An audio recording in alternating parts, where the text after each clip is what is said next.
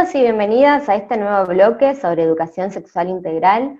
Hoy en el consultorio vamos a trabajar sobre mitos y realidades de las ITS. ¿Y quién mejor para explicarlo que del otro lado nuestro amigo Sergio Fernández? Hola Ser, ¿cómo estás? Hola Cata, ¿cómo estás? ¿Todo bien? Todo tranqui. Bueno, me alegro. Qué buena presentación me hiciste. Y sí, con el licenciado vamos a hablar hoy. Gracias. Vamos a sacarnos un montón de dudas y de sacarle también el estigma y el prejuicio a un montón de enfermedades o de infecciones, ya lo vas a explicar vos mejor, y hablar libremente de eso que por ahí no pudimos hablar en muchas ocasiones. Bien, perfecto. Bueno, como lo dijiste vos muy bien, las enfermedades de transmisión sexual son infecciones que se transmiten a través de la sexualidad, ¿sí? De una persona u otra eh, a través del acto sexual. Pero también saber que hay algunas enfermedades que se pueden transmitir por otros medios, ¿no? Pero que básicamente hay varias, hay más de 20 enfermedades de transmisión sexual, que desconocemos un montón. Pero bueno, en este bloque me parece muy importante poder hablar de las que más conocemos, porque por ahí son las que creemos que conocemos, pero aparecen un montón de mitos y estaría bueno que podamos poder sacar esos mitos y poder hablar de realmente cómo se manifiestan estas enfermedades y en qué momento me puedo llegar a contraer el virus, la bacteria, el hongo, etcétera. Exactamente. Y también desprejuiciar, sacar un poco el prejuicio que existe sobre determinadas infecciones de transmisión sexual, aún en este contexto, año 2020, siglo XXI, sigue habiendo Sí. estigma y prejuicio sobre un montón de infecciones de transmisión Cuando, sexual. perfecto, sí, está genial. Cuando hablamos de enfermedades de transmisión sexual, por lo general tendemos a hacerlo de modo binario. Entonces, cuando tratamos de hacerlo de modo no binario, es mucho más difícil, porque la medicina tiende a ser más binaria que no binaria. Eh, entonces, sí, hablar de las enfermedades de transmisión sexual, es importante recalcar que todos podemos estar expuestos a cualquiera de estas enfermedades. Que cualquiera podemos llegar a contraer y podemos llegar a tener el error en ese momento de que no nos cuidamos o que en ese momento hicimos alguna práctica o algo que, como quien dice, metimos la pata y todos estamos expuestos a este tipo de infecciones, ¿no? Pero tener conocimiento nos hace a nosotros poder decir, bueno, tengo este conocimiento, apareció en mi análisis de rutina esto, ¿cómo hago? ¿Qué tengo que hacer? Para no entrar en pánico, para no hacer cosas que no están buenas. Entonces está Sí, porque bueno. a veces es más el miedo que se genera en torno al estigma que hay sobre la infección Exacto. que lo que es la infección en sí. Sí, tal cual. Hay veces que cuando uno pide en un análisis, pero por rutina, en BDRL, que es para la sífilis, HIV, genera como un pánico y esto de decir, uy, que hasta que llega ese resultado estamos con un miedo bárbaro. Bueno, para que no nos pase eso, saber que hay enfermedades que son crónicas, hay enfermedades que no, que tienen tratamiento y podemos tener una vida totalmente normal, que con la mayoría, si es crónica, podemos tener una vida normal y poder sacar un poco de miedos que hace muchísimos años, por ejemplo, en los 70 se rotulaba al SIDA o el virus del VIH con una cierta gente, digamos, que por ahí era el colectivo LGTBIQ. Entonces, eso hacía que por ahí muchas personas se repriman en cuanto a la sexualidad, por miedo o directamente si contraían el virus no iban y hacían tratamiento, no aparecía el tratamiento. Eh, Entonces hay un montón de cosas que debemos saber que hoy en día no estamos en esa época, que hoy podemos hacer un montón de cosas y tratamientos.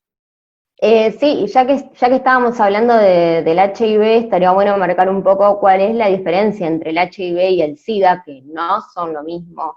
¿Qué es el HIV? ¿Cómo nos afecta? Y la cantidad de mitos que hay en torno al HIV. Uno de los primeros mitos que tenemos que sacar es que vamos a morir de SIDA. No.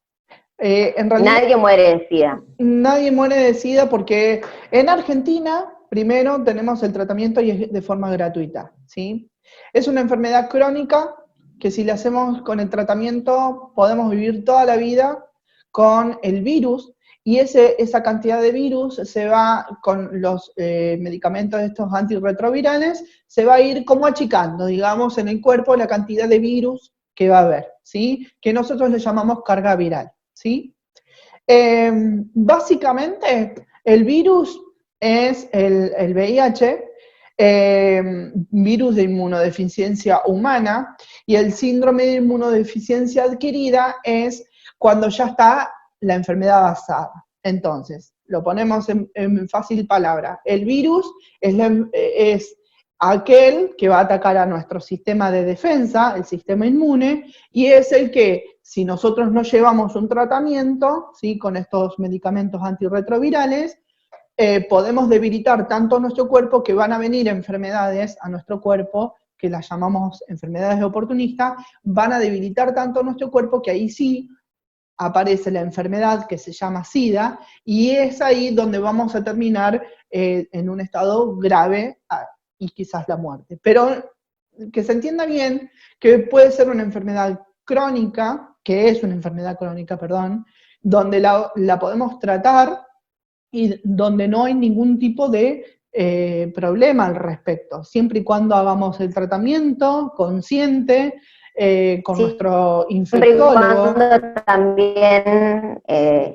Siempre y cuando el Estado brinde medicación a las personas HIV positivas, que es una obligación. Exacto. Eso también estaría bueno destacar.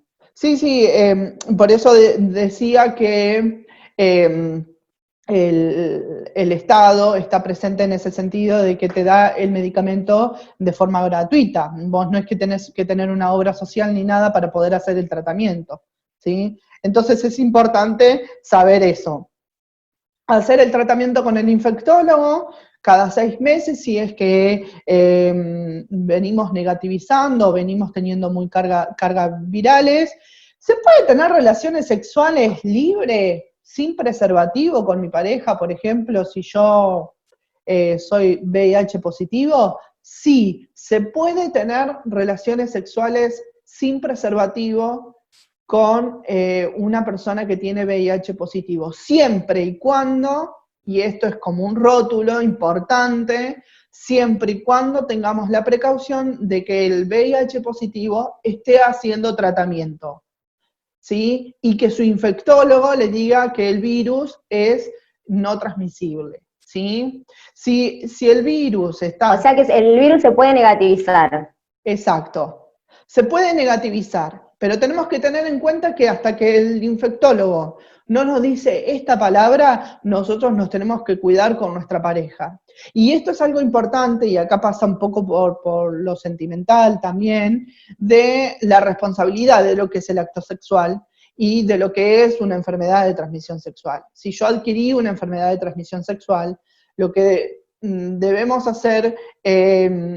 tenemos que comunicarle a la otra persona para darle la oportunidad de decir si quiere o no estar con un VIH positivo, por ejemplo, sin discriminar, obviamente, pero sí ser consciente y decir, bueno, mira, yo soy VIH positivo, pero me encantaría estar con vos, o sea, poner en alerta a la otra persona para que nos cuidemos entre los dos y que sea consciente la relación sexual. No sé si se me entiende. Pero básicamente... Sí, se entiende, igual también podríamos hacer un bloque aparte sobre eso, creo. Sí, por supuesto. Pero ya que estamos hablando de lo que es el VIH, básicamente un acto sexual con VIH positivo tenemos que ser responsables. Millones de mitos. tomar mates, compartir una toalla, todos esos mitos que en este momento no me acuerdo otro, pero esos mitos que circulan son Sí, todos mentira. Aclarar que se puede tomar un mate tranquilamente con una compartir, persona VIH positiva, que no te vas a contagiar. exacto. Cuando se comparten por ahí prendas, ropa interior,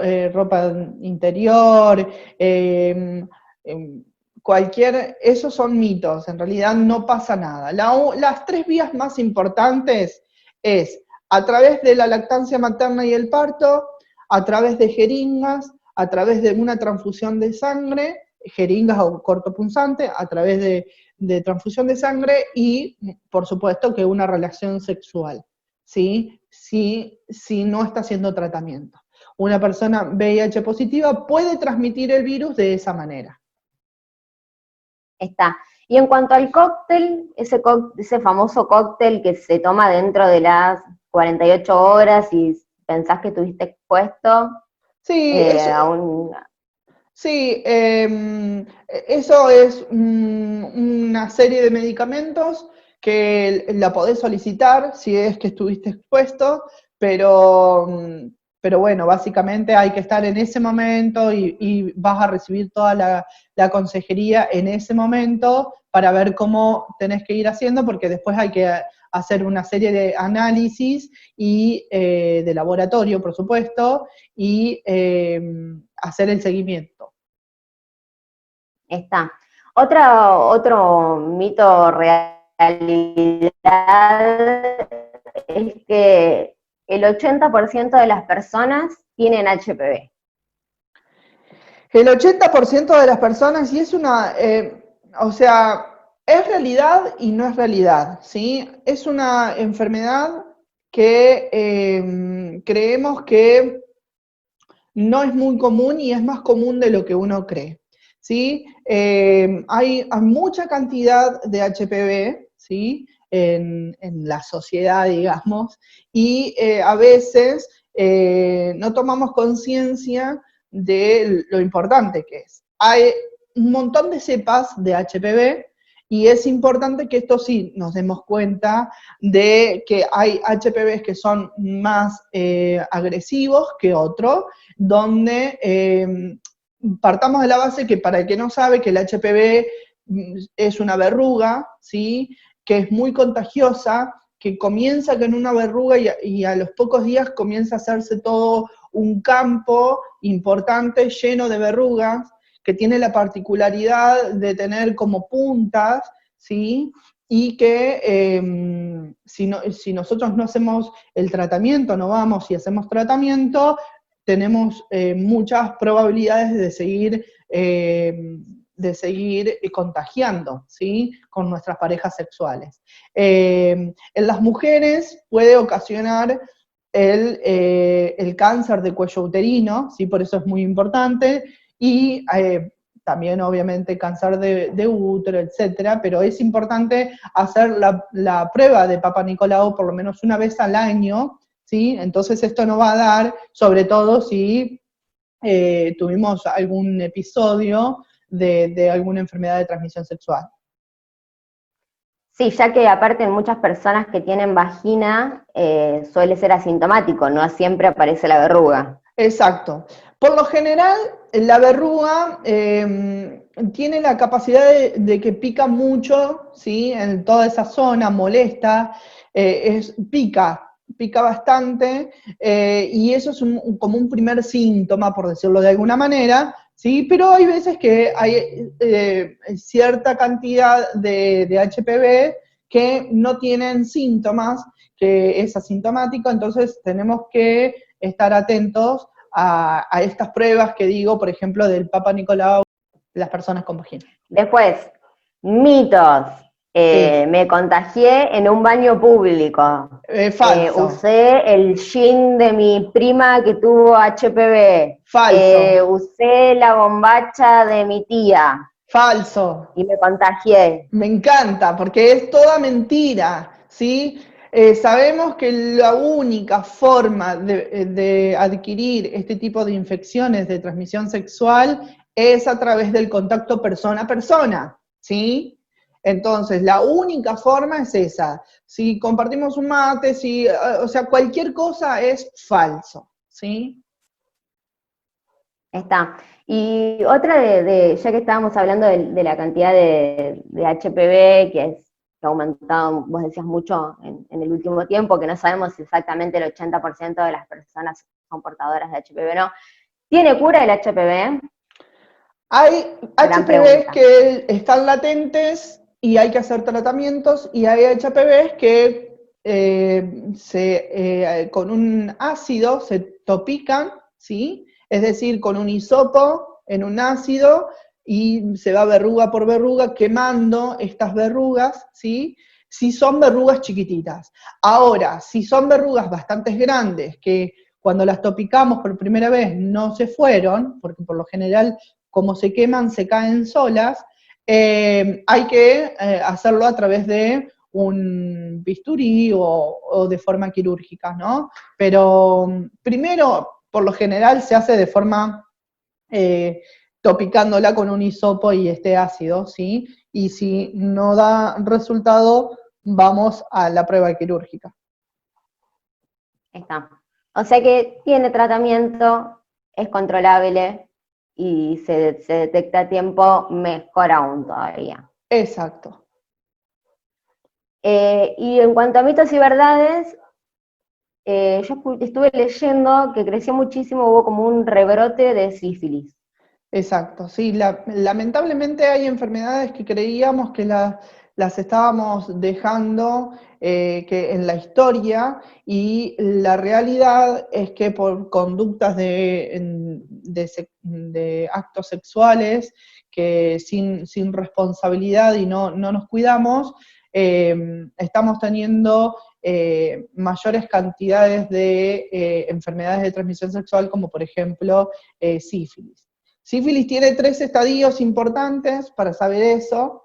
En la primera instancia aparece el chancro, donde aparece esta ampolla media, como si fuera una ampolla que se reventó, ¿sí?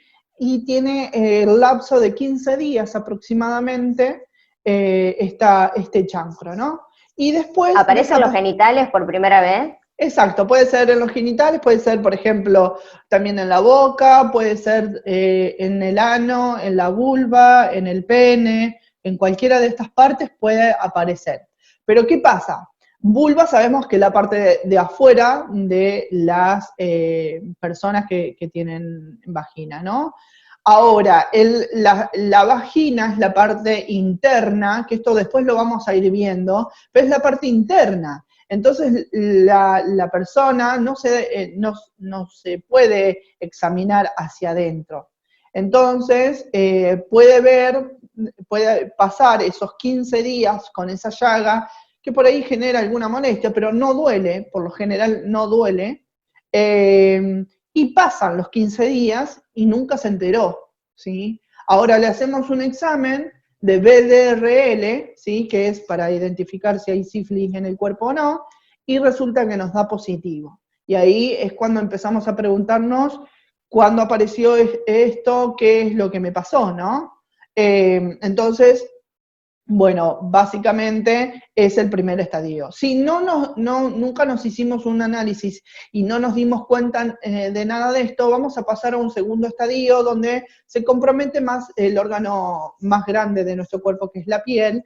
Por lo general es en las manos, en la parte del abdomen y en los pies, donde vamos a encontrar como unos puntitos rojos, ¿sí? Donde ahí sí nos va a llamar la atención de por qué nos está pasando esto, ¿no? Y vamos a ir a consultar, y por lo general es ahí donde podemos empezar a hacer el tratamiento y no tener que llegar a una fase 3, donde este estadio es mucho más importante porque lo que hace es comprometer a todos los órganos y estamos más complicados, es una forma grave de la enfermedad, ¿no? Pero básicamente, por suerte, nos enteramos o en la etapa primaria o en la etapa secundaria y no llegamos a una etapa terciaria, lo cual no quiere decir que haya personas que sí lleguen a esta etapa. Por eso tenemos que consultar cuando vemos algo raro en nuestro cuerpo o sentimos algo en nuestro cuerpo, consultar al médico. Volviendo a esto de los mitos y las verdades, sabemos que actualmente no existen preservativos para personas que tienen vulva, y que existe el famoso campo de látex, pero también hay un montón de cosas, de mitos girando alrededor, como por ejemplo el papel film de la cocina. Exacto. Primero, decirte que sí existe el preservativo para las personas con vulva, pero lamentablemente no es accesible, no se encuentra en las farmacias comunes, es carísimo y no termina siendo de una forma que las mujeres, que las personas con vagina puedan llegar a utilizar, ¿no? Entonces ya es como decís vos, es un método que no lo podríamos utilizar, ¿sí? El método que sí podemos utilizar es el preservativo, que lo podemos encontrar en todos lados, en negocios, en farmacias, en los centros de salud de forma gratuita, y es el método más efectivo para las enfermedades de transmisión sexual y que bien colocado no deberíamos tener ningún tipo de problemas, no se debería romper, no, porque también hay un montón de prejuicios, que esto por ahí más adelante si querés lo charlamos, pero hay un montón de cosas que nadie lo quiere usar y por eso justamente aparecen estas enfermedades de transmisión sexual. Como vos muy bien decías, hay una nueva tendencia a utilizar el film que usamos para la cocina, que es un plástico, que por lo general no, que no sirve para prevenir enfermedades de transmisión sexual. La única forma de prevenir las enfermedades de transmisión sexual es utilizando o el preservativo o utilizando el campo de látex. ¿Qué es esto del campo de látex? Se puede utilizar el mismo preservativo masculino, en donde cortamos una extremidad y la otra, ¿sí? Y cortamos hacia uno de los laterales. Entonces nos queda un cuadrado, ¿sí?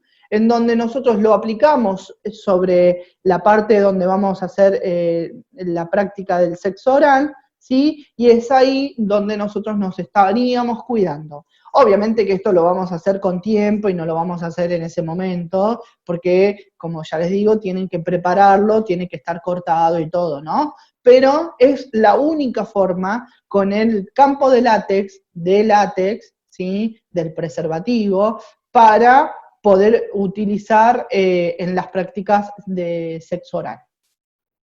O sea que el film a la cocina. El film a la cocina, el aceite a la cocina, no utilicemos nada de eso porque el aceite también debilita, hay gente que lo quiere utilizar en la práctica sexual y debilita el látex y se rompe el látex, entonces las cosas por sus cosas, ¿no? En cada cosa en su lugar. O sea, para eso están los aceites para las prácticas sexuales y para eso está el aceite de cocina. Para el film, lo mismo, y el látex, lo mismo. Bueno, buenísimo. Me encantó la columna, aprendimos un montón de cosas. Gracias por toda la data. Y bueno, espero que nos sigamos encontrando como todos los jueves en este mismo canal. Así es, los invitamos a que estén que se suscriban a nuestro canal de YouTube, El Almacén Arte Online. Así que nada, un gusto, Catalina, y nos vemos el próximo jueves. Dale, buenísimo. Y ya que estamos reabiertos a comentarios, lo que quieran preguntar, saber, lo que sea, nos escriben, nos dejan un comentario y lo vamos a ir hablando. Muchas gracias. Adiós.